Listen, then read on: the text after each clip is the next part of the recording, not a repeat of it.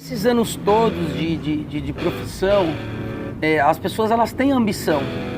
Eu mais do que ninguém, com todo o perdão na palavra, né? Porque vídeo no YouTube é complicado, eu amo os trabalhadores, porque eu sou um trabalhador, né? E se eu não amasse os trabalhadores, eu não trabalharia incansavelmente, incessantemente, para levar o melhor para esses trabalhadores. Melhor qualidade de vida, melhor produção, porque o nosso objetivo é fazer com que a empresa não pare de funcionar nem por um segundo, ou minimizar o tempo que essa empresa ia ficar parada e levar a melhor qualidade de vida para as pessoas. E isso é uma tarefa, gente, que parece fácil, mas não é. Porque toda vez que você trabalha com segurança, você tende a diminuir a produtividade. Então você equilibrar a segurança dos trabalhadores com a produtividade é um trabalho junto com o técnico de segurança do trabalho, é um trabalho junto com o engenheiro. Lógico que cada um é qualificado e capacitado com os respectivos conhecimentos, mas eu tenho que fazer o meu trabalhinho, carregar minha folhinha, e cada um carrega lá a sua folhinha e junto é elaborado esse plano de trabalho. Mas você que é trabalhador, por mais ambicioso que você seja, expor a sua vida em risco não vai te trazer toda essa estabilidade que você acredita que você vai ter. Principalmente se você é um funcionário terceirizado, né? O que as empresas, eu percebo hoje assim, por mais que você trabalhe, quando chegar a hora de você ser dispensado e a empresa tiver a necessidade de dispensar, ela vai te dispensar. E se aquele chefe, aquele supervisor ou aquele encarregado não estiver mais na empresa, eles não vão lembrar de você nem do seu trabalho. Então não compensa você arriscar o leite das crianças, né? Aí eu queria entrar num outro ponto, já puxando o gancho. Qual o valor do bombeiro civil numa empresa? Muito. Às vezes vale 250 mil reais, às vezes vale 100 mil reais, às vezes vale 50 mil reais. Às vezes vale 10 mil reais, porque o nosso trabalho, por ser de prevenção, por ser de atendimento, evita processos. Por exemplo, se uma pessoa cai num buraco, ou ela tropeça, quebra uma perna, um buraco impossível, mas acaba acontecendo, ela pode processar o local por não dar as devidas condições de segurança para que as pessoas andem por ali. Mas a partir do momento que você sinaliza e você tenta evitar ao máximo que aquilo aconteça, você tomou providências para que aquilo não aconteça. Então você fez o seu papel dentro da empresa. E quando for para a justiça, você tem como alegar que foi falta de atenção de alguém, ou que realmente a pessoa não prestou atenção, ou que a pessoa realmente não estava, que a pessoa estava dispersa. O trabalhador, ele também é a mesma coisa, né?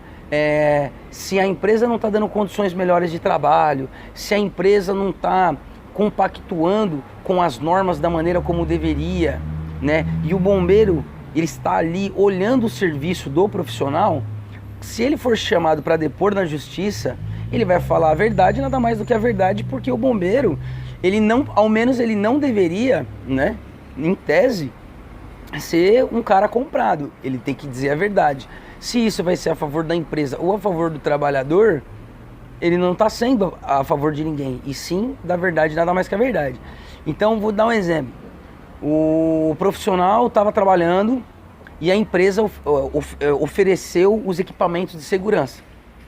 E o profissional, ele não chegou até o bombeiro e apresentou esses equipamentos para que o bombeiro pudesse dar uma olhada no equipamento. Vou dar só um exemplo. O cara trabalha com verniz, trabalha com solventes em geral, está fazendo alguma obra em altura, está usando o cinto, aqueles cintos de altura, né? Aqueles que vem aqui no colar, né? Vem no cinturão aqui, bonitinho, vem lá com o talabarte que a gente chama, que é um cinto para você prender nas coisas lá. Vocês já devem ter visto isso.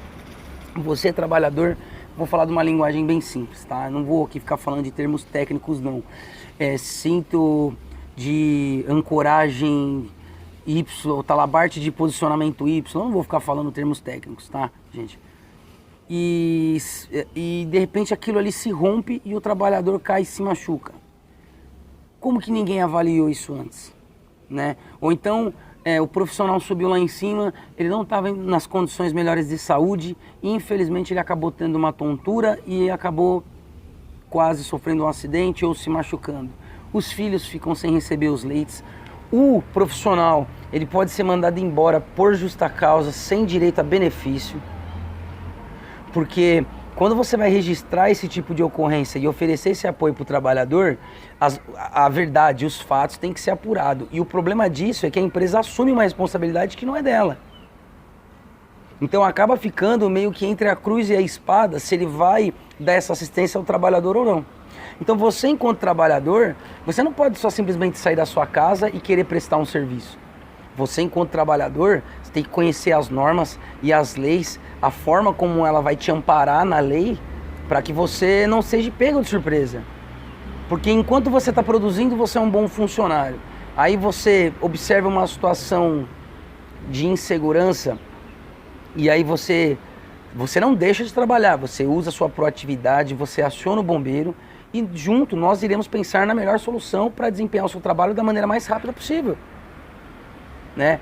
Às vezes as pessoas elas observam o bombeiro no ambiente de trabalho e elas entendem que o bombeiro é um cara chato, é um cara que vai sair barrando o serviço, é um cara que vai impedir o processo da empresa.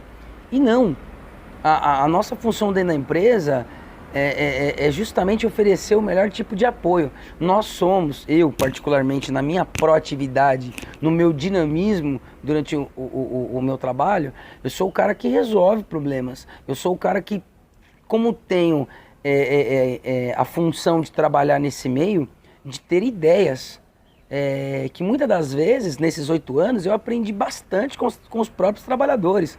Com humildade, com respeito, bom dia, boa tarde, boa noite, por que o senhor está fazendo tal coisa? Eu não tenho a menor vergonha de dizer que eu não nasci sabendo tudo e que eu não aprendi tudo na academia e que alguns dos meus professores, né, vamos dizer assim, foram os próprios trabalhadores que me ensinaram técnicas, que me explicaram. Por exemplo, quando eu fui trabalhar com balão, por exemplo, eu não tinha a menor consciência que eu precisava de uma corda de ancoragem, eu precisava de um ponto fixo, que a maneira como você vai acender, como você vai jogar o calor lá dentro tem um sentido, que a velocidade do vento, que, enfim, uma série de fatores que isso eles não ensinam numa academia.